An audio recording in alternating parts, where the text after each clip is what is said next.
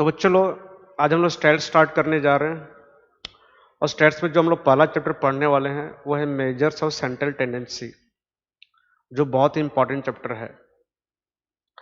तो बच्चों लोग measures of central tendency start करने से पहले मैं आपको सीरीज के बारे में बताऊंगा कि सीरीज क्या है और कितने प्रकार के हैं, और ये हम लोग के लिए कॉन्सेप्ट होगा और इसी कॉन्सेप्ट को हम लोग स्टैट्स का बहुत सारे चैप्टर में यूज करेंगे। ठीक है सर जी, ठीक है। तो लिखो सबसे पहले सीरीज क्या है। तो लिखो it is a systematic arrangement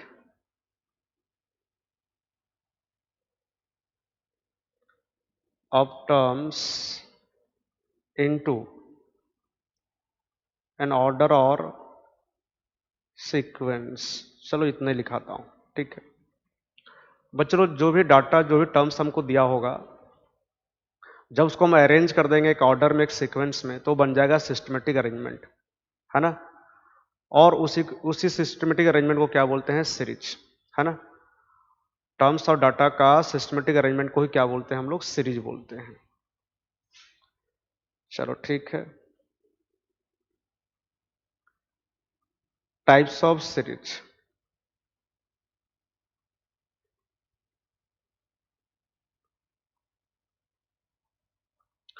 तो सबसे पहला लिखो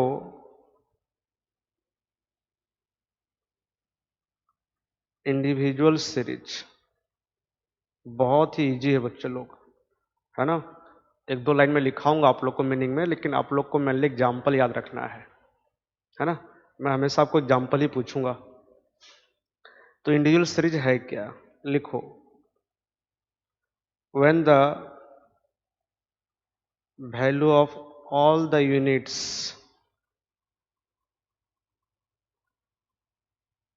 are shown separately, that means individually,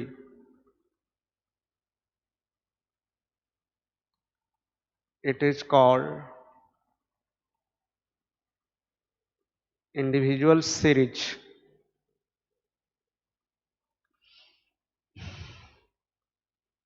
बच्चों जो भी डाटा होगा, जो भी वैल्यू दिया रहेगा अपने को, अगर हम सारा डाटा को, सारा इंफॉर्मेशन को इंडिविजुअली दिखाएंगे, मतलब अलग अलग दिखाएंगे, तो वो बन जाएगा हमारा इंडिविजुअल सीरीज।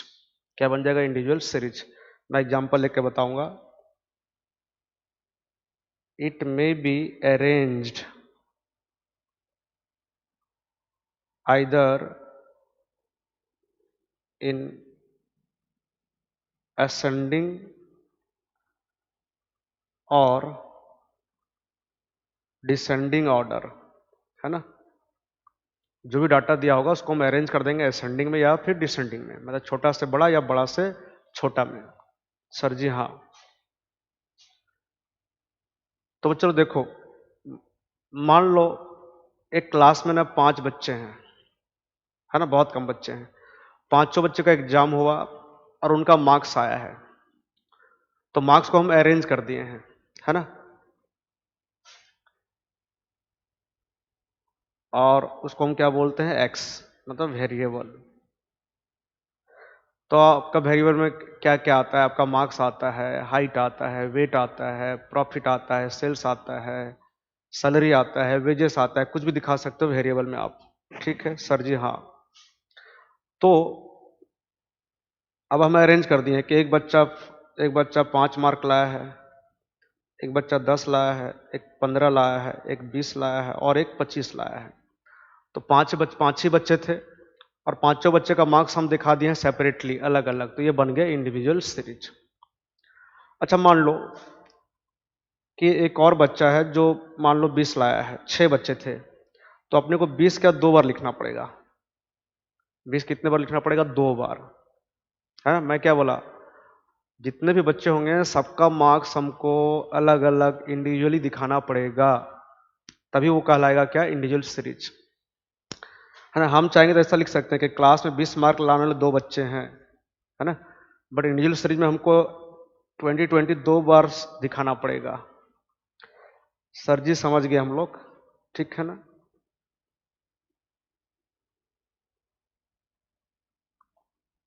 तो यहां पर आपको फ्रीक्वेंसी नहीं दिया रहेगा, है ना, क्योंकि 5 मार्क लाने में कितने बच्चे हैं, एक, 10 मार्क लाने में कितना बच्चा है, एक, 15 मार्क लाने में कितना बच्चा है, एक, 20 सबका फ्रीक्वेंसी एक है, इसलिए फ्रीक्वेंसी यहाँ लिखने की जरूरत नहीं होता है। इसका मतलब इंडिविजुअल सीरीज में हमको खाली वेरिएबल दिया रहेगा, फ्रीक्वेंसी नहीं रहेगा, तो हम ऐसे ही पहचानेंगे। अगर खाली वेरिएबल दिया है तो इंडिविजुअल सीरीज होगा वो, अगर खाली वेरिएबल दिया तो क्या होगा, वो इंडिविजुअल सीरीज होगा। ठीक है, चलो खत्म, बहुत इजी था इसलिए। दूसरा दूसरा लिखो बच्चों, पहला ये हो गया इंडिविजुअल सीरीज, दूसरा लिखो डिस्क्रीट सीरीज, है ना, discrete series.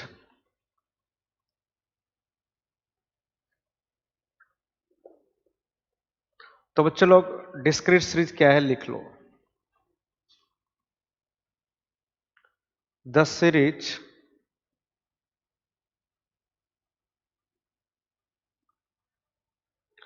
dealing with the discrete variable is called discrete series, है ना, मतलब जो सीरीज डील करता है डिस्क्रीट वेरिएबल के साथ उसको बोलते हैं डिस्क्रीट सीरीज। अब ये डिस्क्रीट वेरिएबल क्या है मैं आपको बताता हूं, देखो लिखो बच्चों लोग, discrete variable are those variables which cannot be expressed in fractions और decimals। मतलब वो वेरिएबल्स जिनको हम फ्रैक्शंस में एक्सप्रेस नहीं कर सकते हैं, मतलब डेसिमल में एक्सप्रेस नहीं कर सकते हैं, उनको बोलते हैं डिस्क्रीट वेरिएबल, है ना, उनको क्या बोलते हैं, डिस्क्रीट वेरिएबल, है ना। जिन वेरिएबल्स को हम लोग फ्रैक्शन और डेसिमल में एक्सप्रेस नहीं कर सकते हैं उनको क्या बोलते हैं, डिस्क्रीट वेरिएबल, है ना। इसका मतलब डिस्क्रीट वेरिएबल को हमेशा हम लोग कौन सा वैल्यू में दिखाएंगे, कौन सा वैल्यू में दिखाएंगे बताओ सर, इंटीग्रल वैल्यू, कौन सा वैल्यू, इंटीग्रल वैल्यू में दिखाएंगे, जैसे 5, 10, 12, 18 ऐसा इंटीग्रल वैल्यू, है ना। इसका मतलब कौन सा वैल्यू नहीं दिखाएंगे, फ्रैक्शनल वैल्यू,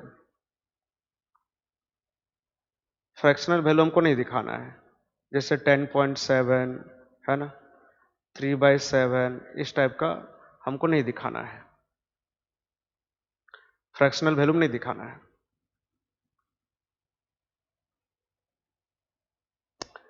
ठीक है, तो वो वेरिएबल जिनको हम एक्सप्रेस नहीं कर सकते हैं फ्रैक्शनल और डेसिमल नंबर में, वो हमारा हो जाएगा डिस्क्रीट वेरिएबल। तो डिस्क्रीट वेरिएबल हमेशा रहेगा कौन सा वैल्यू, इंटीग्रल वैल्यू रहेगा, कौन सा वैल्यू रहेगा, इंटीग्रल वैल्यू, है ना।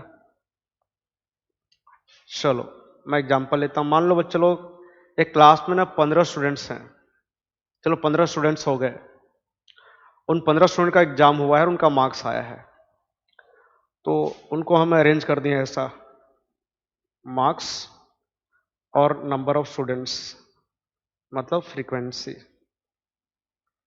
नंबर ऑफ स्टूडेंट्स, और ये हमारा हो गया मार्क्स, है ना। तो देखो 5 mark, 10 mark, 15 mark, 20 mark, 25 mark, इसको हम लोग अरेंज कर दिए हैं सर, हाँ। तो अब ना क्लास में ऐसे 2 स्टूडेंट्स हैं, है ना, आलू और बालू, जो दोनों 5-5 लाए हैं, तो 5 मार्क लाने में क्लास में 2 स्टूडेंट्स हो गए। फिर क्लास में 3 लोग हैं जिनका मार्क्स 10 है, और 15 मार्क लाने क्लास में 5 बच्चे हैं। 5 बच्चे ऐसे हैं जो 15 मार्क्स लाए हैं, और 20 मार्क लाने क्लास में 3 बच्चे हैं, है ना। और बबली और सोना ये 2 बच्चे हैं जो क्लास में 25-25 लाए हैं, मतलब। तो बताओ 5 मार्क लाने कितने बच्चे हैं? 2। 10 मार्क लाने कितने बच्चे हैं? 3। 15 मार्क लाने कितने बच्चे हैं? 5। 20 मार्क लाने कितने बच्चे हैं? 3। 25 मार्क कितने बच्चे हैं? 2। जोड़ोगे तो आपका टोटल 15 बच्चे आ जाएंगे, ये है ना। तो बच्चों मैं क्या बोल रहा हूं, देखो ये आपका जो वेरिएबल है 5, 10, 15, 20, 25, है ना, ये सब इंटीग्रल वैल्यू है। कौन सा वैल्यू है? इंटीग्रल। ठीक है, मतलब ये हो गया हमारा क्या? डिस्क्रीट वेरिएबल, है ना। तो मैं क्या बोला, जो सीरीज डील करता है हमारा डिस्क्रीट वेरिएबल से, उसको बोलते हैं डिस्क्रीट सीरीज। अच्छा, इसका एक और नाम है बच्चों, इसको ना डिसकंटिन्यूअस सीरीज बोलते हैं। इसको ना बच्चों डिसकंटिन्यूअस सीरीज भी बोलते हैं। क्यों बोलते हैं? देखो 5 दिखाए, फिर डायरेक्ट 10 दिखाए, मतलब बीच में 6, 7, 8, 9 मतलब गैप हो गया, नहीं आया, है ना। तो ये कौन सा फॉर्म में है? सर जी ये डिसकंटिन्यूअस फॉर्म में है ना। कौन सा फॉर्म में है? डिसकंटिन्यूअस फॉर्म में है, इसलिए इसको डिसकंटिन्यूअस सीरीज भी बोलते हैं। तो बच्चे लोग, आप लोग इतना खाली याद रखो, बहुत ईजी है। आप लोग को मैं बोला खाली एग्जाम्पल याद रखना है। अगर खाली एक्स दिया है, मतलब खाली वेरिएबल दिया है, तो इंडिविजुअल सीरीज, और एक्स के साथ साथ अगर फ्रीक्वेंसी दिया है ना, उड़िया रेखा बारंबारता, है ना। तो अगर एक्स के साथ साथ हमको फ्रीक्वेंसी दिया है तो वो बन जाएगा हमारा डिस्क्रीट सीरीज। क्या बन जाएगा? Discrete series. तो फ्रीक्वेंसी क्या हुआ? स्पीड बोलो, सबको घर बैठे बोलो, जोर से बोलो। 2 3 5 3 2, है ना। 2 3 5 3 2। स्पीड बोलोगे क्या कुछ और सुनाई देता है, क्या सुनाई देता है मैं आपको बाद में बताऊंगा, ठीक है। तो बच्चे लोग मैं आपको बताया सीरीज क्या है ना। फिर बताया कि इंडिविजुअल सीरीज क्या है। इंडिविजुअल सीरीज में क्या बताया आपको कि अगर हम जो भी डाटा है, जो भी वेरिएबल है, जो भी वैल्यू है, सबको अगर हम सेपरेटली दिखाएंगे, इंडिविजुअली दिखाएंगे, तो सीरीज को क्या बोलते हैं? इंडिविजुअल सीरीज, है ना। फिर मैं क्या बोला, जो सीरीज हमारा डिस्क्रीट वेरिएबल के साथ डील करता है उसको क्या बोलते हैं? Discrete series. और डिस्क्रीट वेरिएबल को हम इंटीग्रल वैल्यू में दिखाएंगे, ना कि फ्रैक्शनल वैल्यू में, है ना, और डेसिमल वैल्यू में। ये हो गया। तो मैं आपका फर्स्ट क्लास में इतने लेता हूँ, है ना, सीरीज। नेक्स्ट क्लास में मैं बताऊंगा आपको, कंटिन्यूस सीरीज स्टार्ट करूंगा। तो बच्चों आगे जितने भी सीरीज आने वाले हैं सब कंटिन्यूस सीरीज हैं और कंटिन्यूस सीरीज के पार्ट हैं, है ना। कंटिन्यूस सीरीज है, कंटिन्यूस सीरीज के पार्ट हैं। ओके बच्चे लोग, ठीक है।